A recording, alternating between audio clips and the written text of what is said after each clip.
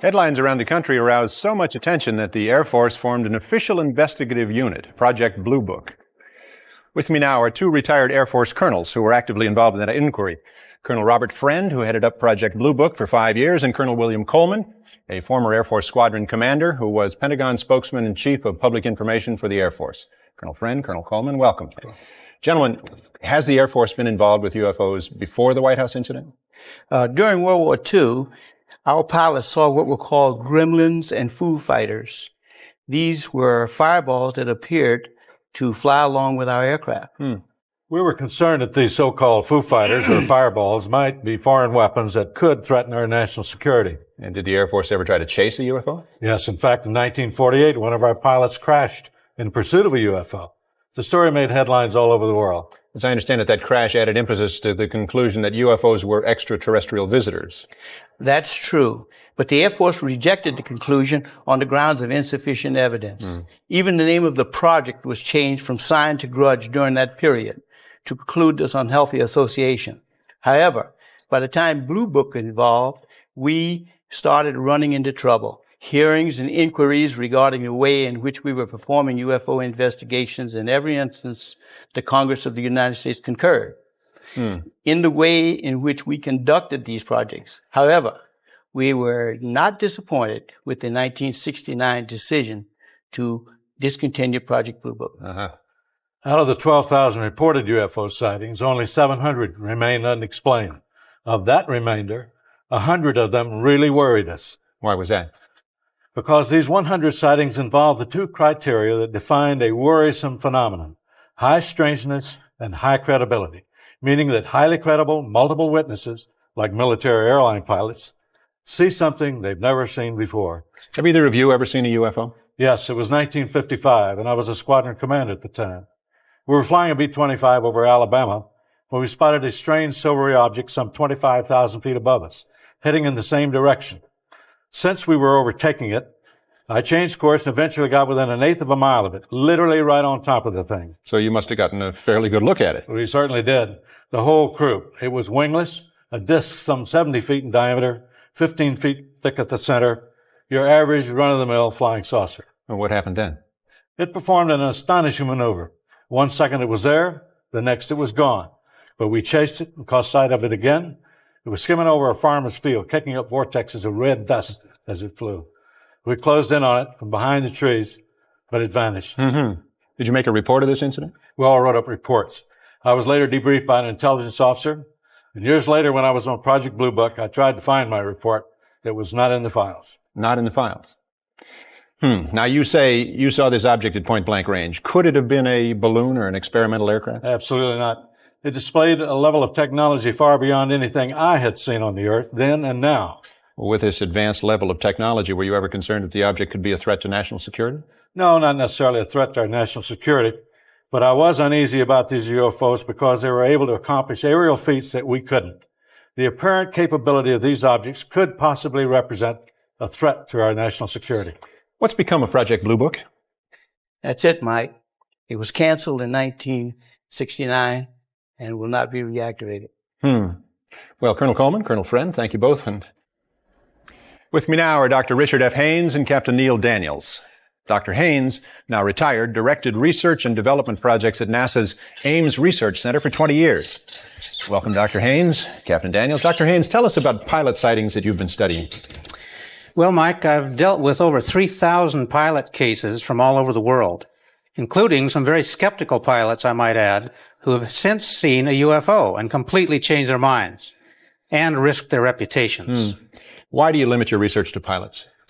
Well, because pilots are very reliable and credible witnesses. Their jobs and their lives of their passengers depend on them. They must be aware of what's going on in the skies around them. Unfortunately, most of them ask for anonymity. Really, why is that?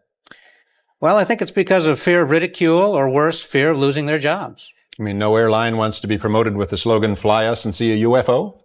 Might increase business. Fortunately, we do have a pilot who has come forward and has enough courage to share his experiences. Captain Neil Daniels, who flew for United Airlines for 35 years. Captain Daniels, thanks for being here. Would you tell us about your experience with a UFO? I was piloting a flight from San Francisco to Boston on March the 12th in 1977. And at an altitude of 37,000 feet, I became aware of a blinding bright white light out to the left of the DC-10. I estimated it to be at about 1,000 yards, and I don't know, the object could have been several hundred feet in diameter, but it didn't read on ground radar. Could you tell what it was? No. Could it have been a commercial flight or a military aircraft? Absolutely not. At the speed at which it departed, I've never seen anything like it. Was this object in any way a threat to your plane? The three compasses were indicating opposite directions, and the plane was veering off and banking to the left by a strong magnetic pull. Yeah, well, how did you and your crew react?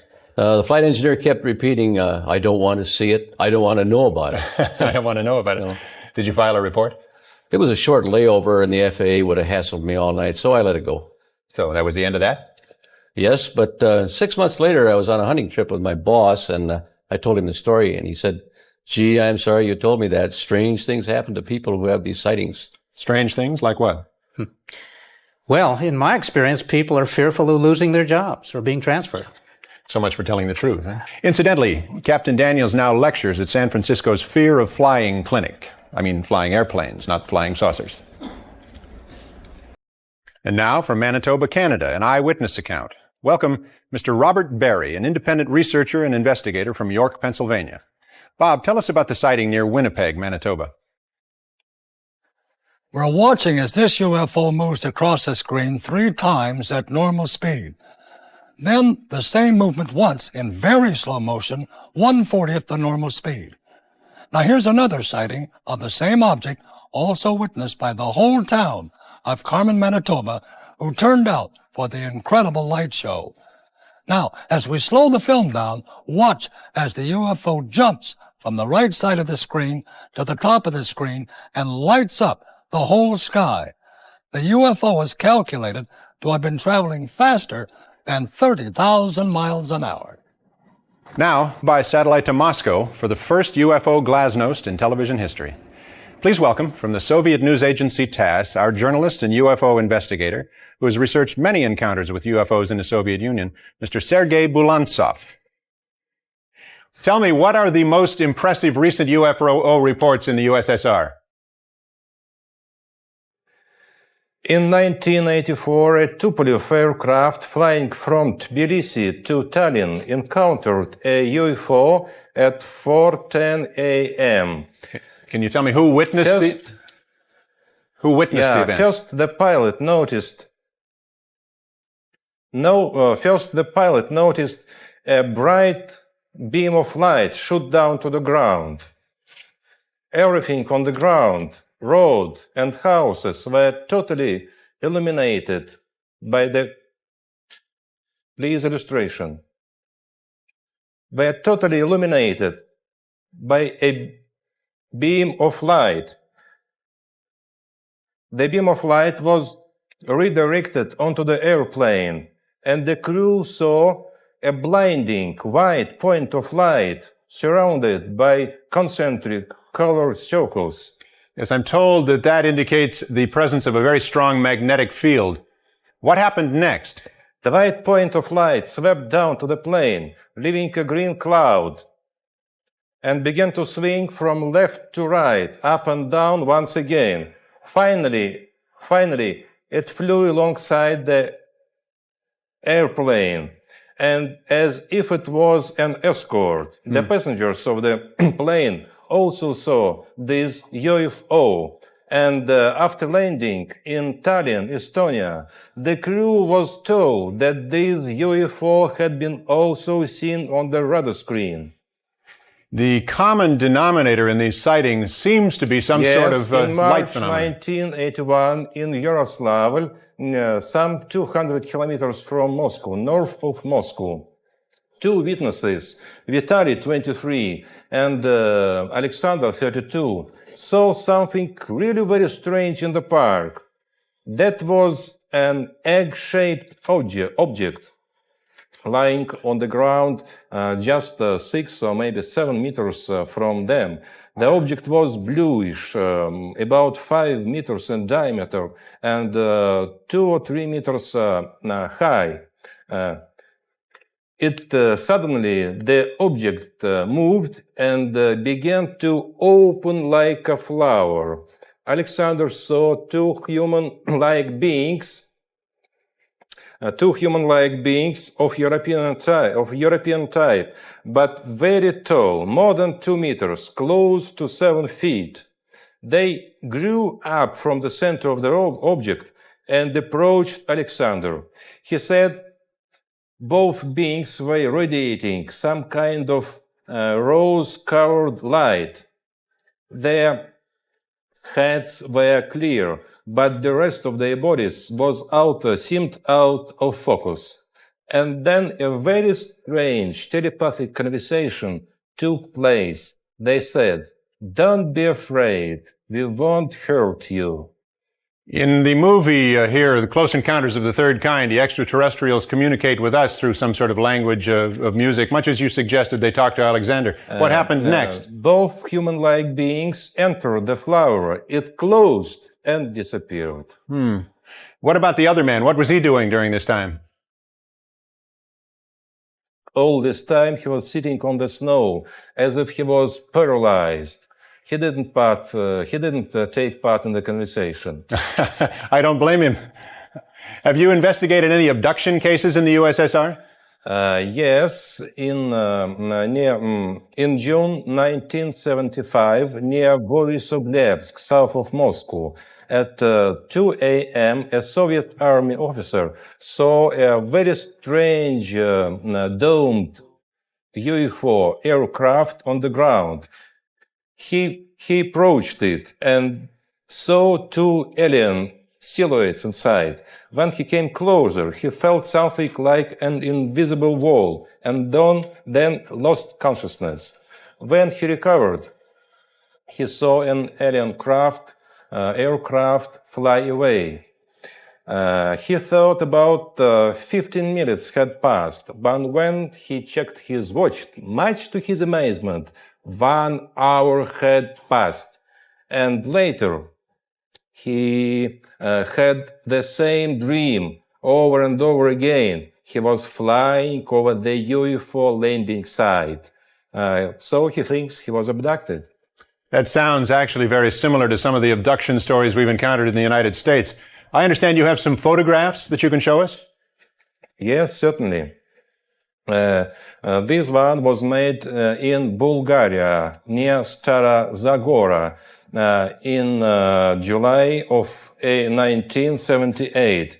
A married couple was drinking tea at their country house when they saw this hovering object. And another UFO, this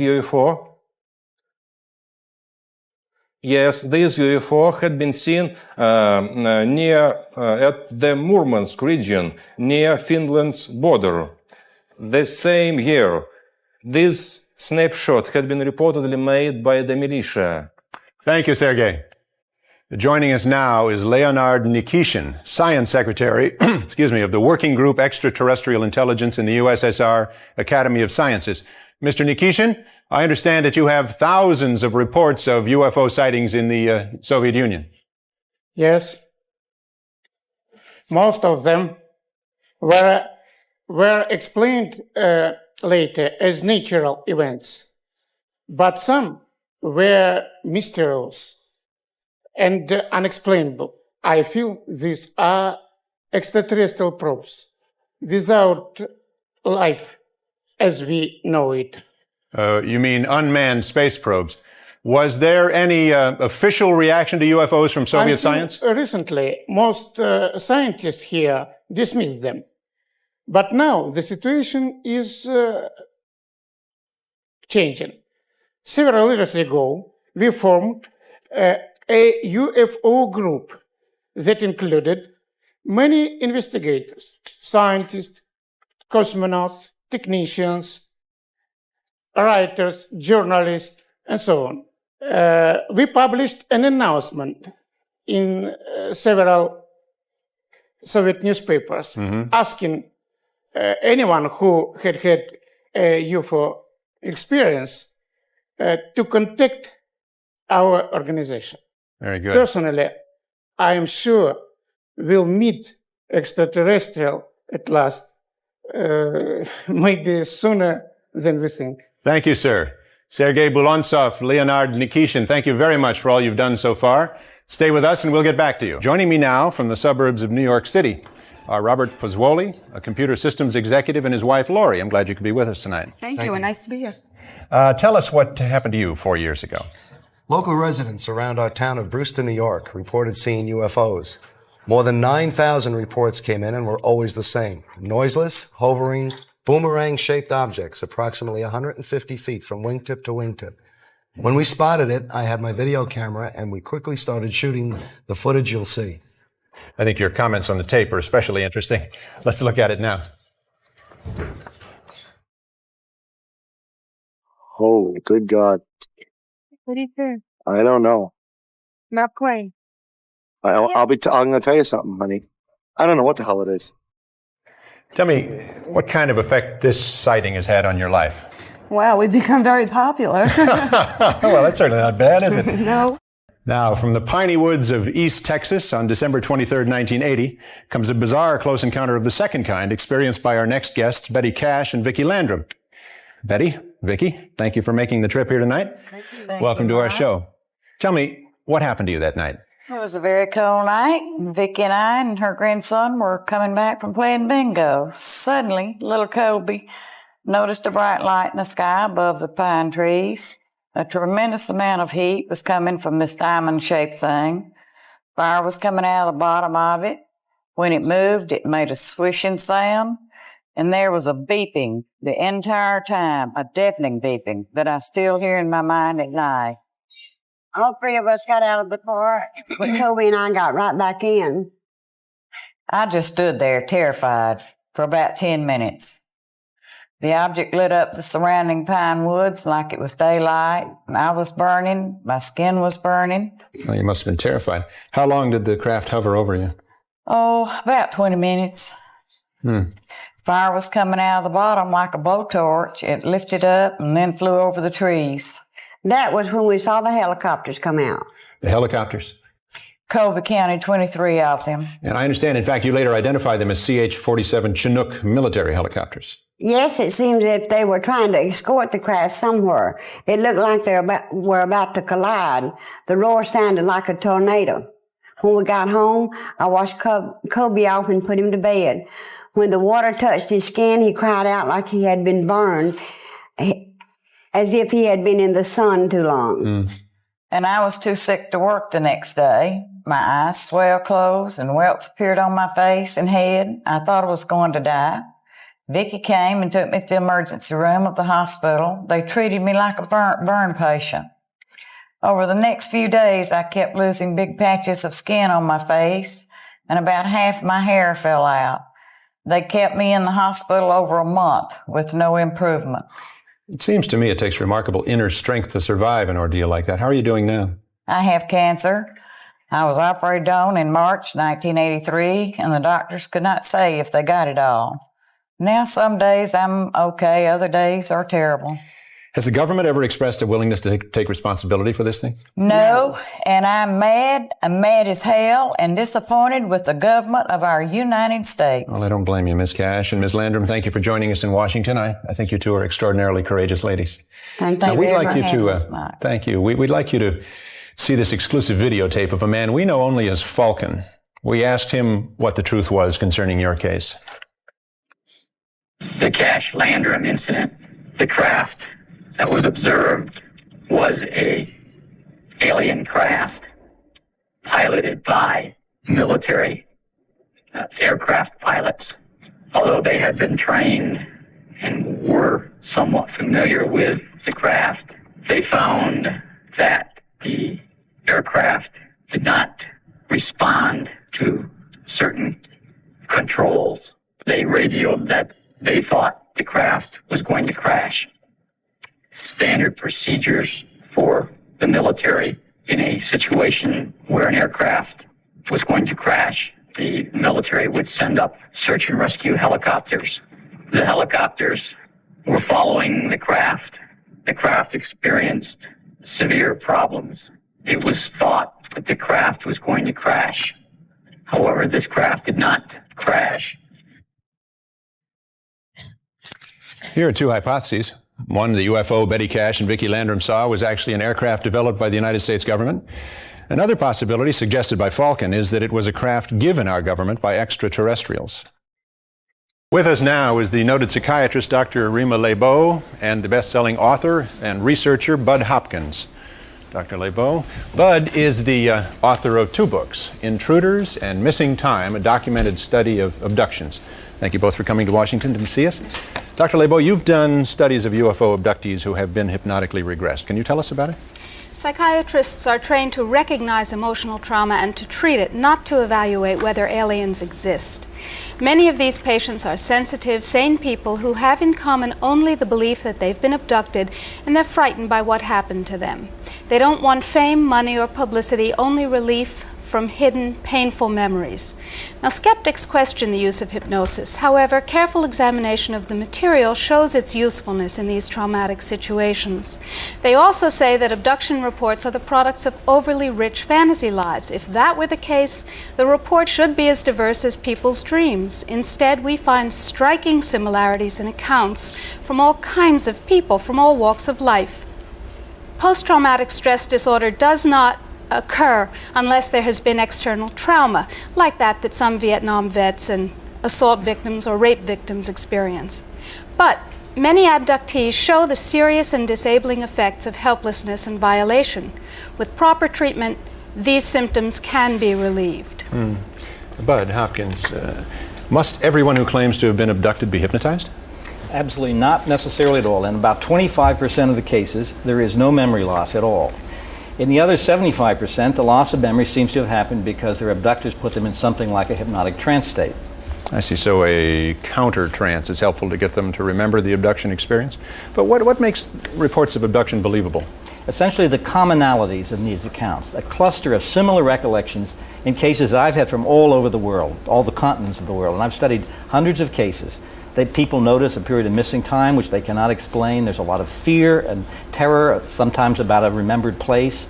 There are strange lights that they describe in a similar way. The descriptions of the craft's interior, the craft's occupants are described in extraordinarily similar ways. They also describe the medical procedures that occur in very, very much the same way. And the most interesting thing, and sad thing of all perhaps, is that these abductors are not interested in communicating with our minds, but they're interested in the physical state of our bodies. Thank you, Bud Hopkins and Dr. Rima Laibow. One of the most intriguing UFO stories occurred in July of 1947 in New Mexico. With me now are Bill Moore, co-author of the Roswell Incident, and nuclear physicist Stanton T. Friedman. Both of these gentlemen have done extensive research on this case. Thanks for joining us. Thanks. Bill, how many people were involved in the New Mexico incident? We have personal testimonies from about 100 people. One of the most important of these people was Bill Brazel. Brazel's father managed the land where the incident took place. Apparently, a UFO had been caught in a thunder and lightning storm while in the area. The next day, Brazel's father went out on horseback to check for property damage and came upon the wreckage of a strange aircraft which fanned out for nearly half a mile. The corpses were found a couple of miles from the site of the crash. Wait, just a moment. Corpses? Dead alien bodies, called extraterrestrial biological entities, EBEs if you wish. We got reports that they appeared to be small humanoid bodies with large hairless heads, wearing one-piece seamless gray skin-like clothing. We assume they must have ejected from their craft with some kind of ejection capsule. The Air Force came and recovered the bodies and took them away for autopsies. Gentlemen, autopsies, EBEs, this is rather unsettling information. Level with us. What do we know to be fact? We know these are the facts. A very strange spacecraft exploded. Pieces of the craft were recovered. Several bodies were found and removed along with the wreckage. We can prove the story was covered up very quickly at the highest level and given a classification above top secret. Flying saucers are real, period. The first person sent by the Air Force to investigate the crash site and to take care of the wreckage was a Major Jesse Marcel. Let's meet his son, Dr. Jesse Marcel, who was 12 years old at the time and, needless to say, has never forgotten that incident. Welcome, Dr. Marcel. Nice to see you. Jesse. Bill. Jesse. Doctor, tell us, if you will, about the night your dad came home from that crash site. My father came home with his car loaded with debris after investigating the crash site. He brought the material into the house where he, my mother, and I sorted through the stuff. Among the litter was a foil-like sheathing alloy. It was metallic, and it looked like the skin of an aircraft, but it was unlike anything I had ever seen. Also, there was an I-beam about 1 foot to 1.5 feet in length, about 1/2 inch across. The inner surface had hieroglyphic-like symbols on it, like Egyptian symbols, as I recall them. And what was the Air Force's explanation of all this? The explanation was that a weather balloon had crashed. Did your father think it was a weather balloon? Anything but. I believe the meaning behind his words was that he suspected there might have been some kind of cover-up. What happened to all this debris you've described? Well, the debris which had been removed was never seen again. It was taken from your house? To Carswell Air Force Base in Fort Worth, Texas. Now, Dr. Marcel, you've examined the material firsthand. You've had a long time to think about it. What is your assessment of the Roswell incident? I held the material in my hand. It was not from this earth or this universe, or in this universe. That's what I think. We're not alone. Thank you, gentlemen. With me is author and filmmaker Robert Emenegger, and former security manager and chief of requirements for the audio-visual program at Norton Air Force Base, Paul Shartle. Gentlemen, Mr. Emenegger, how did you get involved with UFOs? Well, it was in 1973 when I was vice president at Gray Advertising, and I took time out and went to Norton Air Force Base to explore subjects for television specials related to the Defense Department. While discussing several of the subjects, UFOs came up, and Paul here told us about a film of a landing of alien crafts at Holloman Air Force Base about 3 years earlier. What did you see, Mr. Shartle? I saw footage of 3 dish-shaped crafts. One of the craft landed and 2 of them went away. Why did it land? It appeared to be in trouble because it oscillated all the way down to the ground. However, it did land on 3 pods. A sliding door opened, a ramp was extended, and out came 3 aliens. What did they look like? Well, they were human-sized. They had odd gray complexion and a pronounced nose. They wore tight-fitting jumpsuits, thin headdresses that appeared to be communication devices, and in their hands, they held a translator, I was told. A Holloman base commander and other Air Force officers went out to meet them. Mr. Shartle, what did your superior officers tell you? I was told it was theatrical footage the Air Force has purchased to make a training film. Well, that sounds plausible, doesn't it? Well, if it were a theatrical film, why didn't I have a record of this? It was my job to keep accurate records of all audiovisual purchases. Is there any other reason that you feel this was not a theatrical film? Yes, it was too real. The people who were shooting that day were Air Force personnel. Lucky for us, the day they were shooting, they were doing an acceleration test. It's too bad we couldn't get that footage from the Air Force. Gentlemen, thank you very much for being with us tonight. UFO Cover-Up worked closely with 2 of the nation's leading experts in photographic analysis in an attempt to shed some light on the photographs taken by the man called Ed. Dr. Robert Nathan has been with the Jet Propulsion Laboratory for 16 years. During that time, he's exposed many UFO photos as hoaxes. Our staff gave Dr. Nathan several of the negatives in the hope that his advanced techniques in computer enhancement would shed some light on the controversy. I'm not too comfortable with the Gulf Breeze photographs. I feel that many of these images are double exposure photographs. The craft in many of these images seems to be a different focus, that they're either more sharply focused or fuzzier than the surrounding background objects. The spacecraft appears to be rather bright. It's as if there is some kind of external light shining on it. The situation that would arise if the craft were in a room at an earlier time with room light shining from all directions. It seems that in quite a few of these pictures, the very top and bottom of the spacecraft are very sharply cut off, whereas the rest of the image is rather fuzzy, giving me the feeling that there was some kind of cut and paste onto some surface. It appears that with every photograph where this object appears, that it's against a relatively uniformly dark background, the kind that you need for double exposure. When you add 2 images together, you get the intensities added, and even though the portholes, if that's what they are, appear rather dark, they're never darker than the background sky.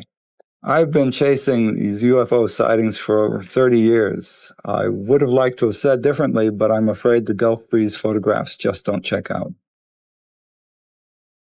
Thank you, Dr. Nathan. Now, to make things perfectly clear, a man who takes a completely different view is Dr. Bruce Maccabee, an optical physicist working for the U.S. Navy who has explained many UFO photos in the past.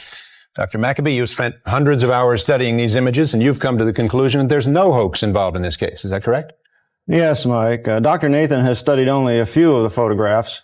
I, on the other hand, have analyzed all the photographic evidence, which includes stereo photos that allowed me to calculate the distance and size of the UFO. I have also analyzed the videotape.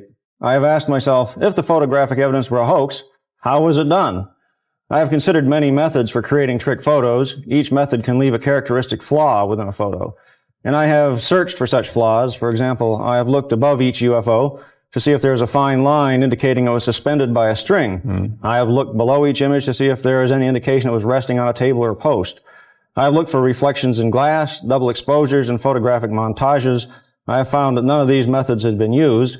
Therefore, after many, many hours of analysis, I have found nothing in the photos which could refute the sighting reports. My opinion is that the photos are genuine and these crafts are not from here, unless there's some race other than the human race operating them. Thank you, Dr. Maccabee, for your analysis. Earlier in the show, we met Bill Moore. Joining us now is Jaime Shandera, a television producer and director. Both began regular contacts with government agents regarding UFOs 6 years ago and amassed an enormous quantity of information about the government's UFO program. Welcome, gentlemen. Bill, tell us how you first got involved. I got a phone call after appearing on a radio show from a man who said, "You're the only person we've heard talk about this subject who seems to know what he's talking about." He convinced me that he was a government intelligence agent and wanted to begin disseminating some information about UFOs to the public. Now, the man Bill is referring to is Falcon, whom we've seen in shadow to protect his identity. That's right. I didn't think that I could handle it all alone. The volume of material I was getting from Falcon was rather mind-boggling, so I got together with Jaime. And we joined forces in June of 1982, and Falcon told us about MJ-12. MJ-12 functions as a policy-making group relating to extraterrestrial activities and contacts and UFO activities within the United States. They make the policy, obtain presidential approval, and then field activities implement the policies.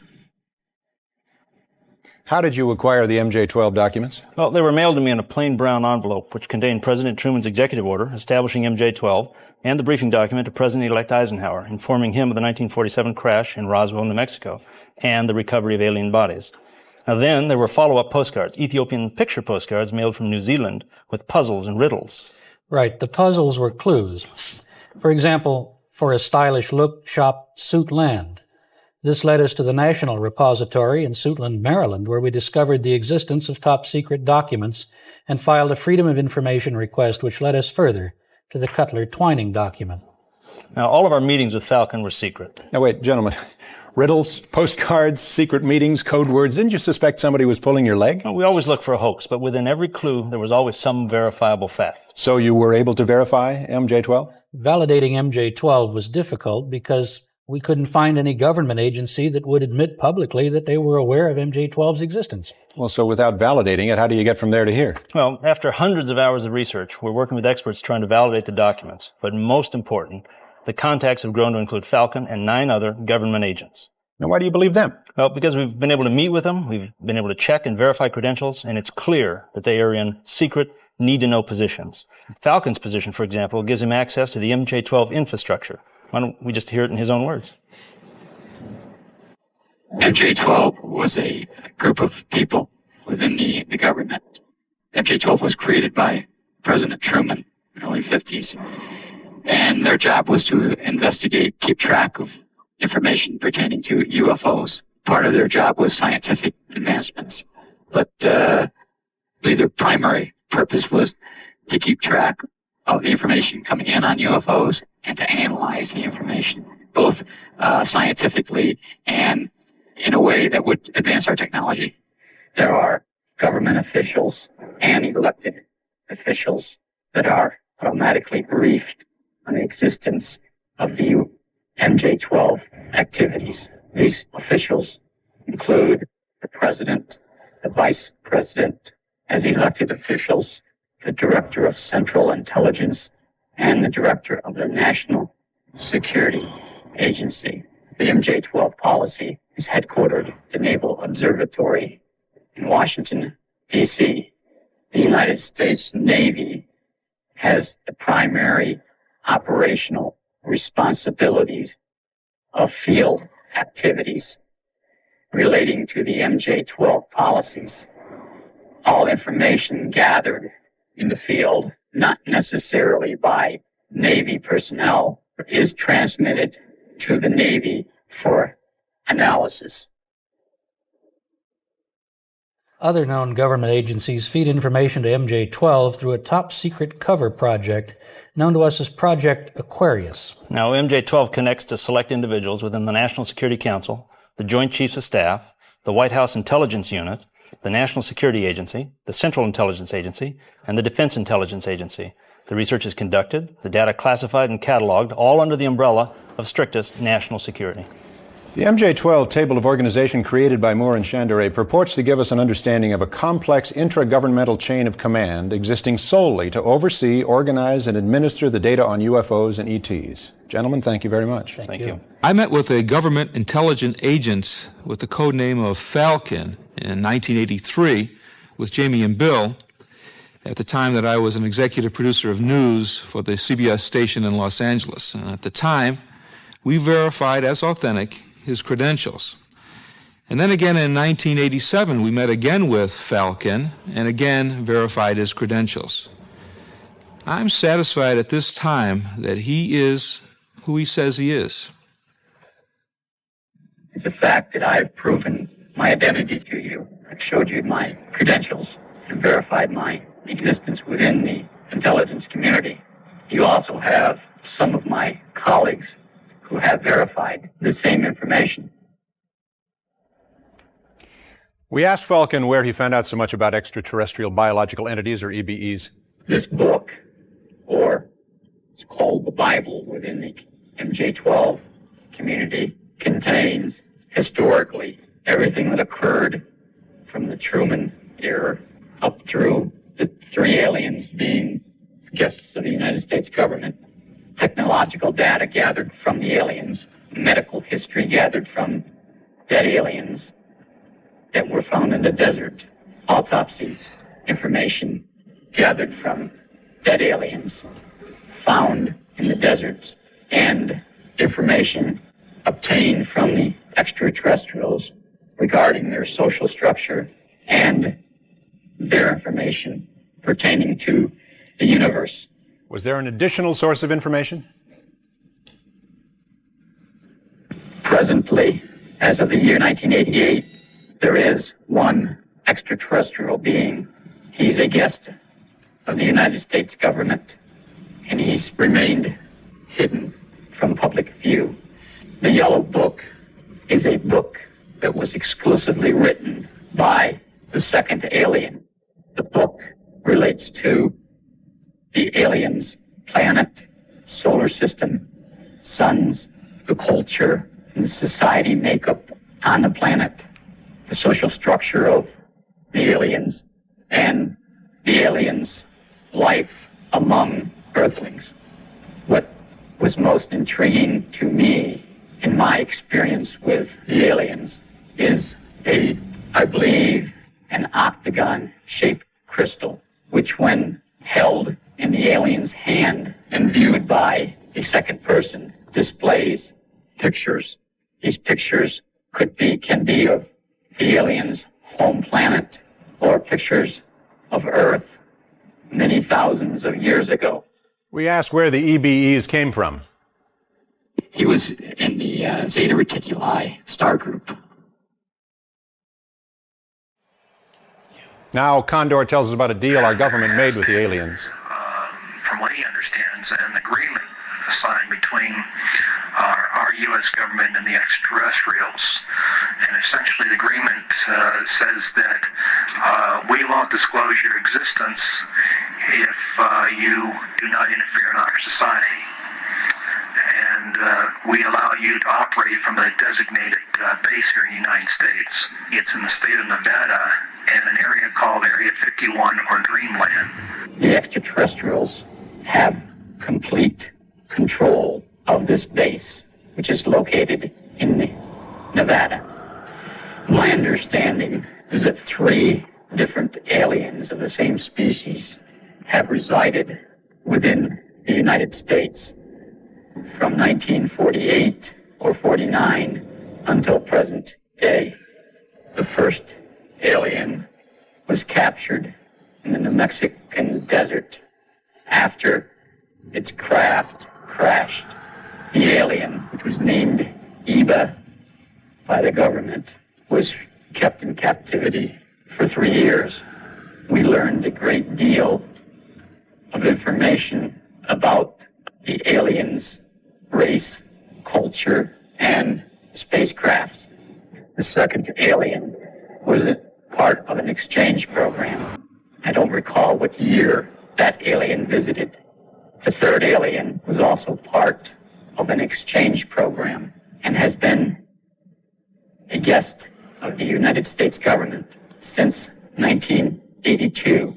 We asked what they looked like, a run-of-the-mill EB. A creature about 3'4" to 3'8" tall. Their eyes are extremely large, almost insect style. Their eyes have a couple of different inner lids. The days were extremely bright, probably twice to 3 times as bright as our sun. I think they have just 2 openings where our nose would be. They have a small mouth. They have no teeth as we know it. They have a hard gum-like area. Their internal organs are quite simple.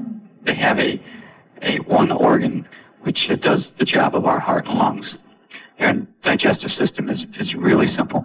Their skin structure is extremely, it's a very elastic skin and hard, probably hardening from their sun. They have some basic organs. Their brain is more complex than ours. It has several different lobes than ours have. Their eyes are, where our eyes are controlled by the back of our head, theirs is controlled by the front of the brain. Their hearing is quite better than ours, almost better than a dog's, small areas. Their sexual organs they have males and females. Their kidney and bladder is one organ. They excrete waste. They have another organ, which I don't know if our scientists determined what it was for, but they believe it's to transfer the solid wastes and the liquid wastes. They have hands without thumbs. They have 4 fingers without any thumbs. Their feet are web-like, small web-like. So many questions occurred. Do they believe in a supreme being? What's their intelligence level? What's their average lifespan? It's approximately 350 to 400 Earth years. It's my understanding that the aliens have an IQ of over 200. They have a religion, but it's a universal religion.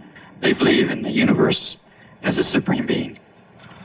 The aliens enjoy music, all types of music, but especially ancient Tibetan style music.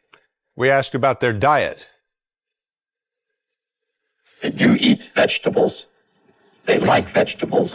And their favorite dish or snack is ice cream, especially strawberry. Well, the next time you're in an ice cream parlor, just quietly notice who orders strawberry, okay? As a wrap-up, Falcon and Condor said to us, I personally feel that this information should be presented to the public. There's only a small portion of the information that we've gathered from the extraterrestrials that should be safeguarded or classified. Condor also suggested he'd like to see a congressional hearing on the subject.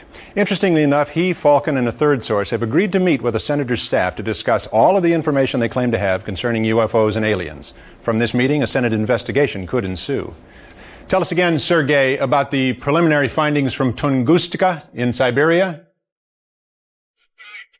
Are you on the line, Sergei? The Tunguska explosion, which occurred in 1908, still attracts a tremendous amount of public attention. I traveled twice to the site of the explosion. It is in a very remote, very distant part of Siberia. And according to some recent findings, the most astonishing fact about Tunguska explosion is that actually there were two objects, I would say 2 UFOs.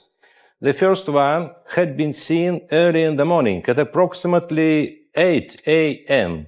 and it exploded over the Tunguska forest. And the second one had been seen in the afternoon. One can get the impression that the second object was looking for the first one. Yes. And Mike, by the way, why shouldn't we arrange a joint Soviet-American expedition to the site of the explosion? I think that's a terrific idea, Sergei. I'm sure there are many Americans who would like to join us. We'll talk further. Now, we're looking forward to the final reports from this latest expedition to Siberia. Thanks for the news flash, Sergei Bulantsev, and thanks for opening a new channel of communication between the U.S. and the USSR. Now, we've invited 3 people who are highly skeptical of UFO phenomena. We would like them to give you their point of view. Let's meet them. First, David Williamson, a 30-year veteran NASA senior staff member who is well known as the UFO point person at the National Aeronautics and Space Administration. James Oberg, who has written many books and articles about space and UFOs and lectures widely on related topics. And finally, Dr. Herbert Spiegel, who heads the Columbia College of Physicians and Surgeons postgraduate program is in hypnosis and is the author of the book Trance and Treatment, The Clinical Uses of Hypnosis. Gentlemen, thank you for being here. Dr. Spiegel, you're the expert in hypnosis. What do you think of the technique of hypnotic regression?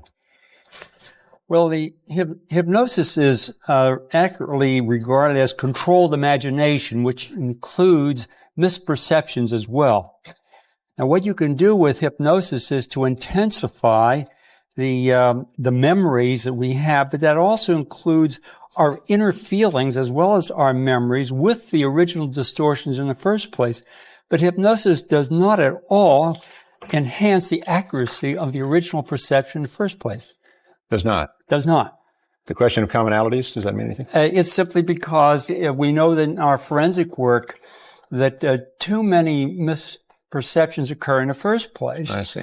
And if you now intensify it with the vivid recall of hypnosis, then all you do is exaggerating what you already started off with as a misperception. All right, sir. Mr. Williamson, what does NASA's point man on UFOs have to say in response to the material you've seen?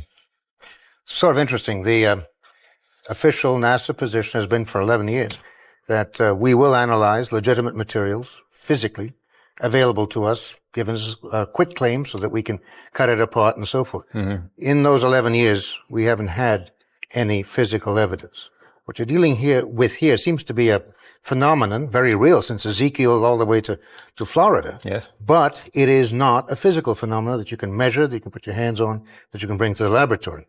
I don't know what it is. It's obviously real. You can have some hoaxes, quite a lot of hoaxes, as you saw tonight. Yeah. But you also have a lot of people who know that they have felt something, experienced something. We don't know what it is. Keep an open mind and wait for physical evidence is probably the best scientific advice you can get. In the meantime, look for ways to measure this thing. Very good. Mr. Oberg, what do you think about the evidence you've seen tonight?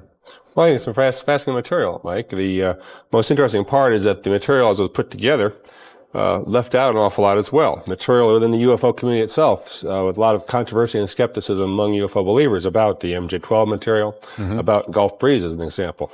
I'm glad to see that the Russians were brought into this because that really underscores what I think is happening in a lot of these reports, which is that people will see and interpret things in the sky as they interpret them, and many times the government doesn't really mind that UFOs are seen as flying saucers. The cases discussed tonight, particularly the first case from the airliner, 1984, yes, at 4:10 a.m., turns out to have been, and it was seen by other people outside of Russia as well, a military rocket test up in the area of Plesetsk, which was a secret space center. This happened so many times in the Soviet Union, they released official scientific reports from the Academy of Sciences claiming that things that people see, which happen to be weapons tests, space weapons tests, for example, are UFOs. So to call them flying saucers and to present that point of view is actually to take part in the cover-up of their true nature, which is in some ways a very ironic feature. Now, in terms of whether or not these are real UFOs, whether or not the MJ-12 stories, which seem to change every time we hear them from Falcon, are true, I'm afraid we don't have a 900 number. But I suggest people go out and buy strawberry ice cream. If it's all gone, maybe the UFO guy will go away. Great. Thank you very much, gentlemen, for being here.